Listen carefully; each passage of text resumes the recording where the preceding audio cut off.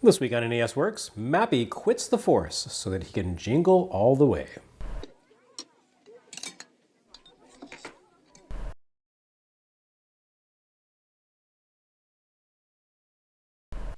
Well, it took 4 years, but Mappy finally makes his way from Famicom and arcades to the NES.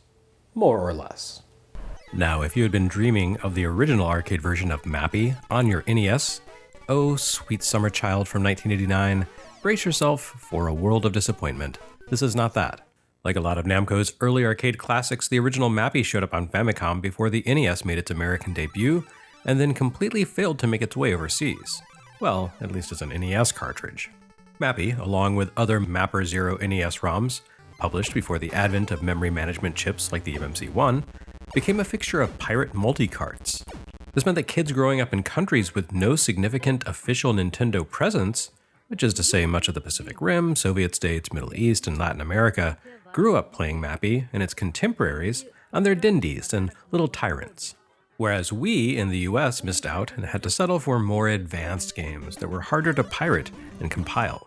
Mappy for NES wouldn't show up here officially until a few decades later, by which time, of course, the NES had been dead for a decade and you couldn't even buy random new old stock in the Toys R Us deep discount bins. No, Mappy became a fixture of plug-and-play mini-consoles. In the early days, Namco and their partners actually went to the trouble of emulating arcade boards, but eventually everyone decided that it would be a lot easier to just shove the NES versions of games together and emulate a single hardware spec instead of trying to hammer out the particulars of multiple distinct boards. So then what the hell is this Mappy game on NES from March 1989, you may ask? Settle down, summer child, it's Mappy-Land, Mappy's first console-exclusive adventure and the only one to reach American retail. It's also our second release from Taxan, the game publisher that will banish Naxatsoft back to its home in the fifth dimension if you can trick them into saying it. Again, none of Namco's Famicom releases showed up on NES under Namco's name until 1993 due to their spat with Nintendo, so Taxan jumped in and snatched up this arcade spin-off for home release here. Mappy-Land belongs to a sort of hangover phase of NES releases, the last residual headache of the early pre-MMC days of the Famicom trickling into the West. As new publishers staked out a claim on the NES market, they often dipped into the Famicom's older library for games they felt might have fared well in the US as a way to set up camp before starting to produce new, more current-feeling software. It's kind of like how distilleries sell vodka or gin for a few years until they've managed to mature their first whiskeys enough for release, since those liquors don't need to be aged the way whiskey does. Except in this case, the material freshman publishers were putting out on NES were of a ripe vintage, with an age statement right there on the title screen. Specifically, Mappy-Land hails from 1986. That puts it in the same graduating class with Culture Brain's own vintage release from early 1989, Kung Fu Heroes. Although I gotta say, Mappy-Land plays a lot better than Kung Fu Heroes. At this point, I do feel the need to confirm that Kung Fu Heroes is indeed my new go-to punching bag until something more contemptible comes along, which no doubt comes as a great relief to my chronics who previously enjoyed that honor thanks to 1942 and Athena. Originally published and commissioned by Namco, Mappy-Land owes its existence to Tosei. I don't know how much of the game's design Namco dictated and how much was left to Tosei to come up with on their own, but the mix works pretty well. Whoever headed up this project clearly said, "We are going to create a game that transplants Mappy's gameplay into something with a Super Mario Bros. Structure." Because it was 1986 and everyone was scrambling over themselves to quaff a bit of that sweet, sweet Super Mario juice. Tosei did a much better job of taking lessons from Nintendo's mega hit than Culture Brain did. I mean, yes, you have 8 worlds and 4 levels, kind of, but there's an attempt here to connect with the fundamental appeal of Super Mario instead of just ripping off its sound effects. And this approach probably came off a lot better in 1986 when Mappy first launched in the wake of Super Mario Bros., which was still fresh and thrilling, as opposed to in early 1989 when American kids were still engrossed by the sequel to Mario, or at least the game wearing Mario drag, but still not bad. You would never mistake Mappy-Land for anything but a Mappy title. Although it does give our protagonist the ability to jump on his own steam, getting about this game's world involves relying on trampolines to propel our little guy high in the air.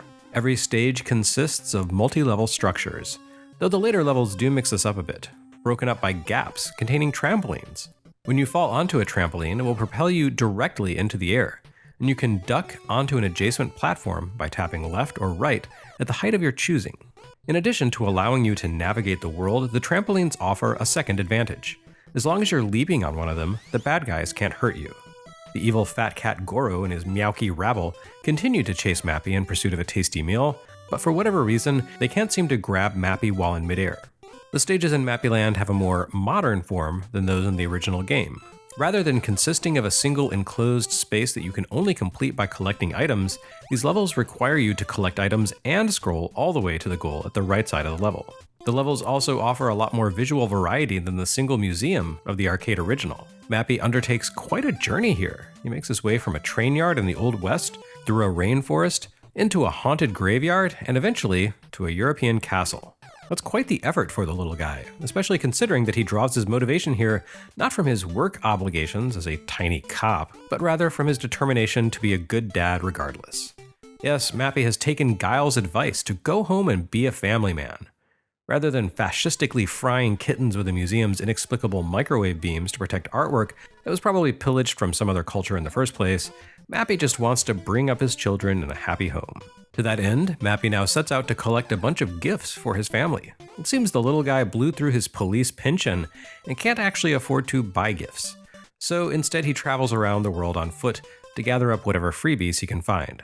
And then he does it 3 more times. This raises a lot of questions, but those are the rules. You have to complete all 8 stages 4 times, gathering up different tokens each time in order to reach the final bonus round and convince your children that you really do love them. If we're being honest, this is probably Mappy-Land's greatest weakness. It's a pretty shoddy way to recreate the 8-world 4-stage dynamic of Super Mario Bros. What I'm saying is that this is no Adventure Island. In fairness, Mappy-Land leans deliberately enough into pre-Super Mario Bros. Design elements that I don't think it's meant to be some sort of reinvention of the medium, more like Mappy meets the best of Nintendo. This becomes explicit once you reach the jungle stage, which you need to navigate by traversing a combination of vines and moving springing platforms. This absolutely screams Donkey Kong Jr. and leaves you with the impression that Tosei chose to work with the classics, remixing Mappy into the sort of game that could have been released as a Nintendo Black Box or Pulse Line title. And in that respect, it works pretty well. Even more impressively, it doesn't simply lean on Mappy's arcade play mechanics, but nevertheless captures the spirit of the thing. You can't stun your feline pursuers by smashing doors into them or blasting them with radioactive microwave beams anymore, but you still need to take your enemies out of action to give yourself some breathing room. Mappy-Land gives you new options here, distracting rather than harming the cats. Cat toys allow you to take Mewkies out of the action by causing them to attempt to play with the object you've dropped, whereas to divert greedy Goro's attention, you need to toss Koban coins. It's a creative choice that's loaded with personality, and at the same time feels less violent than the coin-op, making it better suited for a game aimed at kids. Which is not to say that Mappy-Land entirely eschews violence. You can take pursuers out of the action by deploying hazards that appear around each stage, such as bombs and what appear to be speed bags. You can even go full anti-velociraptor on baddies by grabbing onto an overhead parallel bar and turning Mappy's own body into a spinning whirlwind of death. In the haunted house stage, Mappy can go full New Zealand adventure by floating around on a balloon and zapping the Mewki's ghosts with a beam gun. That stage mixes up the action a fair bit, requiring you not to hunt for gifts, but rather for a crucifix that will allow you to slip past Goro, who is now a vampire. In order to do that, you need to duck inside a cathedral, which you unlock by collecting keys in the outdoor space. This is one of those late-game gameplay swerves that hints at a more ambitious game that might have been. Mappy-Land is a solid and entertaining game, but once you clear the haunted house, you can't shake the impression that the developers barely scratched the surface of the format's potential. Still, lest you doubt this game ultimately belongs to the Namco arcade tradition, Mappy-Land contains plenty of obscure hidden bonuses that you can only find by luck or by social sharing. Shades of Druaga, but in a reasonable way. For example, the haunted house stage isn't the only level with interior spaces you can venture into in pursuit of goodies. These interiors overtly reference the original Mappy, all the way down to its music, to help reinforce the lineage behind this adventure. A bit of a balm for those who regret the fact that the NES never received Namco's real, honest-to-God arcade port. As a 1989 release, Mappy-Land feels slight and simple, but not indefensibly so. And it demonstrates the Jekyll and Hyde personality of Tosei. Mappy-Land is a creation of the good Jekyll Tosei. That is to say, Tosei when working with what was probably a reasonable budget and deadline. That's different from the Hyde Tosei we know from their Bandai collaborations, where they almost definitely had to churn out games about media properties in a couple of weeks in exchange for a salary of stale pizza crusts.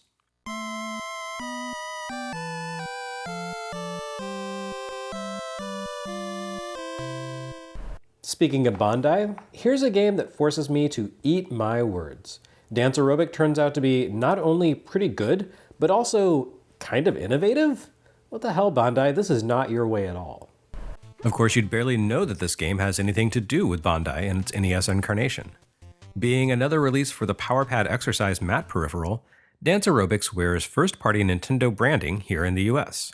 That includes the box, which stands out from packaging found across the NES library thanks to its emphasis on photography of real people. It's this and anticipation, and that's no mistake.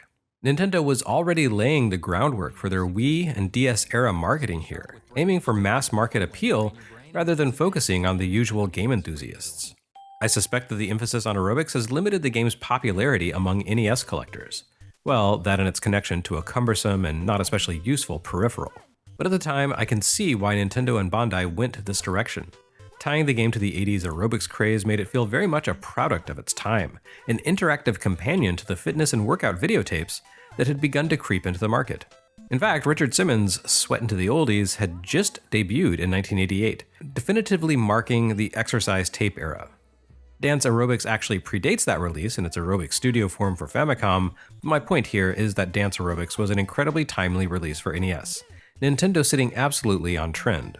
Or rather, not sitting. The company had been struggling to court the general consumer market since the beginning. From its early NES marketing that treated the console as a side piece to the Robot Operating Buddy toy, to its fizzled attempt at bringing Super Mario Sweater to the US, where it would have taught American kids to sew Nintendo-themed outerwear. With Dance Aerobics, the company finally had a compelling offering for the casual market. By which, and let's be honest, we mean women. The 80s aerobics trend was heavily pushed toward women, kind of like Zumba today. I mean, sure, men could and did participate in aerobics, but the marketing and presentation of fitness tapes in particular was heavily aimed at housebound housewives, but didn't have the time or allowances to pursue fitness outside the home. The aerobics boom was a last gasp of the rigid gender dynamics that had begun to crumble in the 1960s, but which still held America in a fairly firm grip into the 90s. You know, the dynamic where the men go to work each day while the women stay at home to make up the house and take care of the kids. Unless there be any doubt about the intent behind aerobics marketing, you can see it here on the box art. Men and kids wear lumpy, loose clothing, but the adult women slip themselves into form-fitting workout wear. Yes, somehow the 80s managed to turn the male gaze into an entire lifestyle. That seems like a fair amount of baggage to bear for a game that is not only fairly innocuous, but actually deserves props for helping to pioneer the entire rhythm genre. Bandai and developer Human Entertainment came up with step-based music mimicry a full decade before Konami hatched the Dance Dance Revolution series, and a full 20 years before Wii Fit. And to be fair, Dance Aerobics isn't a patch on DDR, but come on, what do you want from an NES game? Dance Aerobics lacks the energetic presentation and compelling soundtrack selection of DDR, but fundamentally it wants you to do more or less the same thing. You play by using the 12-button reverse side of the power pad, placing your feet on the 2 center circles and stepping in one of 5 directions with each foot to match on-screen commands synced to a musical beat. It's a pretty creative concept, like a real-time take on Simon, with probably the most effective voice sampling we've yet heard on NES.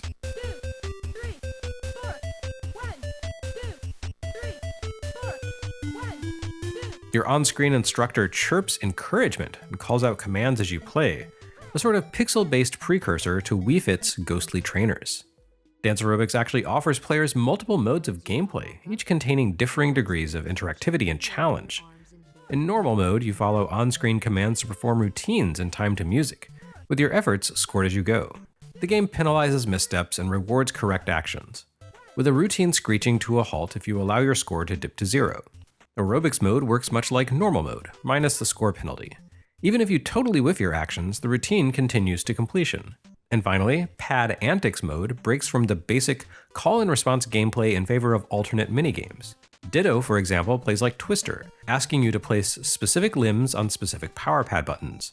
Matt Melodies works almost exactly like Simon, playing increasingly elaborate strings of commands accompanied by musical notes that players need to recall and repeat. And tune-up is the least game-like feature in the entire cartridge, turning the power pad into a simple synthesizer and allowing you to improvise your own tunes. All in all, it's a pretty inventive release and resembles nothing else on NES. For that matter, nothing available for any other console at the time quite worked like Dance Aerobics either. I think its reach and legacy have been severely limited by its marketing and the fact that it relies on a peripheral that doesn't really come across via emulation. I mean, the power pad certainly isn't perfect, and it can be especially tough to stay centered on the 12-button side of the mat thanks to its lack of actual raised physical features. But Dance Aerobics like DDR and Wii Fit is really only interesting when you have to move your weak, gamer ass to keep up with the commands. As games that debuted a decade before their time go, you could certainly do worse.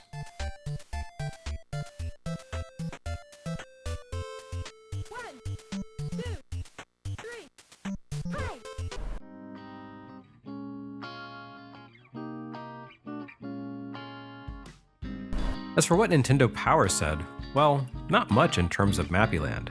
They got a single pack watch mention in issue 5, which seems just about right. Dance Aerobics also got a pack watch mention in issue 3, but it would truly shine as part of the Power Pad Playoffs feature in issue 5. I mean, it's ultimately just a bit of marketing fluff, but still, it does a decent job of conveying what the card actually contains.